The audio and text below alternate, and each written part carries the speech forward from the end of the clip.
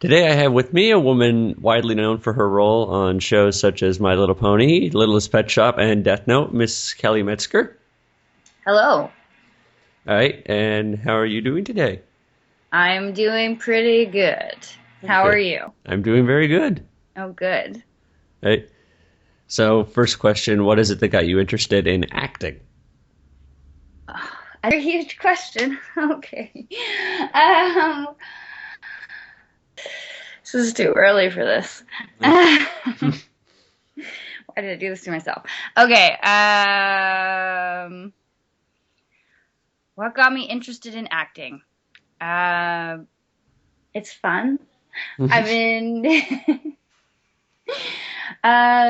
church Christmas plays. I just signed up for drama class in grade 9 or grade 7 as an elective. Hmm. And I don't know, it just seemed like an obvious fun thing to do. And I had a lot of fun doing it. And I think I decided to try and be a professional actor after reading Death of a Salesman in grade 12 English or grade 11 English. And my teacher, Mr. Wilson, gave a lecture about people and their jobs and the stigma surrounding people's jobs and how your identity is wrapped up in people's jobs and that really you're more than your job. Your relationships with other people and you're more than just your job. And I suppose at that time I was afraid in suburban northern Canada of maybe the stigma of being an artist or the stigma of being an actor and whether that was like the smart, sensible decision. And that lecture about you're not just your job, you're more than that as a person somehow gave me the courage to be able to pursue my dreams. Yeah. And it just took off from there. Oh, it did not just take off. It just was the idea. I auditioned for acting schools a couple times. Sometimes it's hard to get into the acting schools you want to get into. Lots of auditioning, lots of rejection, a couple gigs, and those gigs encourage you to go or encourage me to keep going. Yeah. So there was no like rocket out of the starting line. It's been a slow climb. And have you done on-screen work before, like on TV? A little bit. Just like one line here and there in local productions shot in Vancouver. All right, and what do you remember what your first voice acting role was?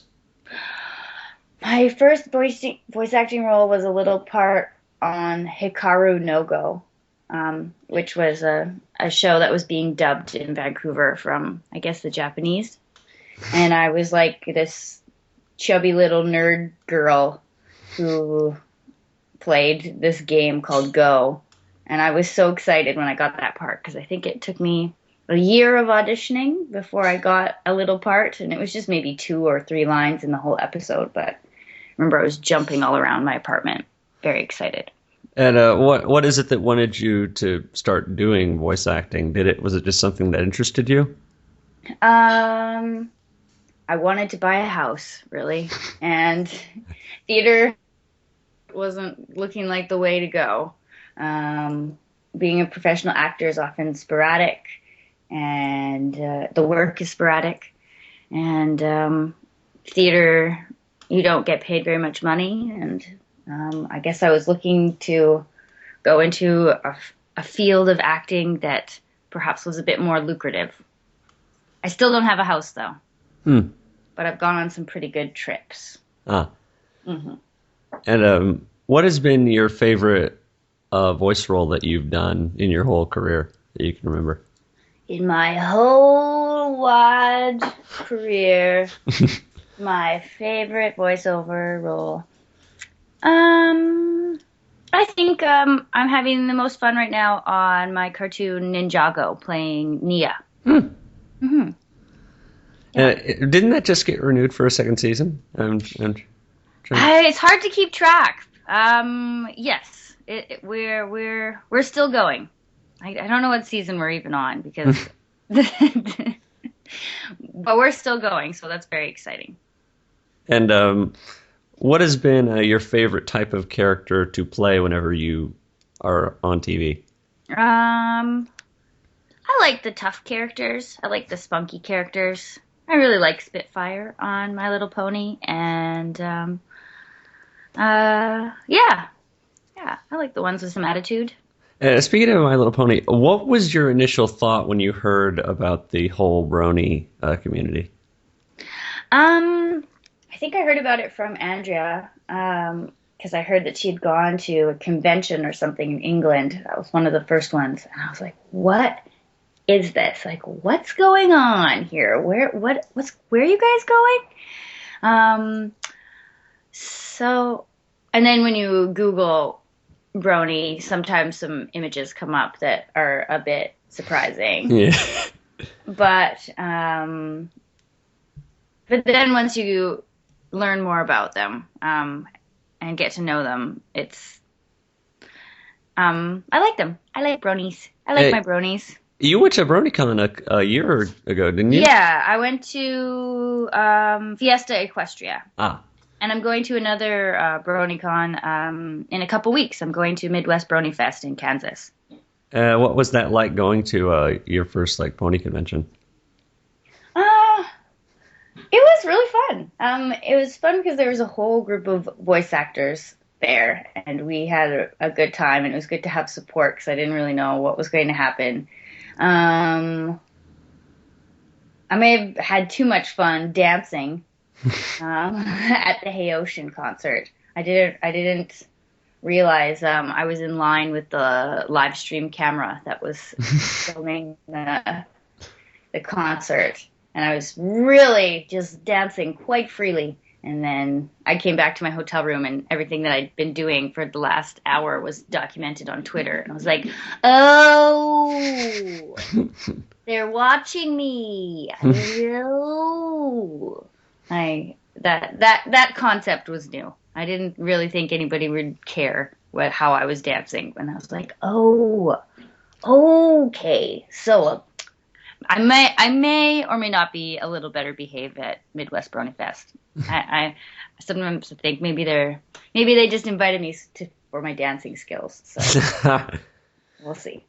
And you started out doing a lot of anime work when I look at your IMDb. And what is the comparison to dubbing over an anime compared to working on something like My Little Pony or Ninjago?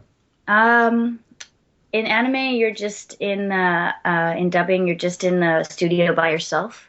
So you just have your own lines, and you kind of barely get an opportunity to imagine how the person you're talking to may have said their line. You're mostly listening for beeps and watching for mouth flaps, and trying to line those up and try and get the acting to match as well. So it's a good training ground for what's called prelay voice work, where you're in the studio together, and that is a faster pace, I think, the prelay, and it's more demanding. You have to be really quick. And speaking of anime work, you were on Powerpuff Girls Z, which is like that anime Powerpuff Girls show. Mm-hmm. And did you have to go off of the original show, like to do the voice of Buttercup on the show? Like, did I watch the original show and try and base the voice off that? Yeah. No, I didn't. Maybe I should have, but I suppose I got the part anyway. I made it. I give myself the benefit of the doubt. I probably watched a couple episodes. I know I watched it when I was younger. I did like that show a lot, so I was pretty excited that there was a version of Powerpuff Girls coming to Vancouver. I just saw that she was like a rough kind of tomboy character, and that's one of my things that I do. So I had a lot of fun at that audition, and it worked out. And do you watch the shows that you voice in? Like, have you actually watched any of them? if I'm like a guest on a series like Littlest Pet Shop or My Little Pony, I'll like search for my episode and see how did that turn out. Did I do okay? Um, I've watched the first season of Ninjago, but I haven't watched more. There's just so many shows on TV, and I know what's going to happen in the shows that I'm in because I've read the script and I've heard everybody say all their lines. So when I go to watch TV, I usually watch a show that I'm interested in rather than a show that I've already been on, just because there's so much media to consume. And out of all the shows that you've worked on, has there been like one show that like you go back to every time thinking like that's the most fun I've ever had?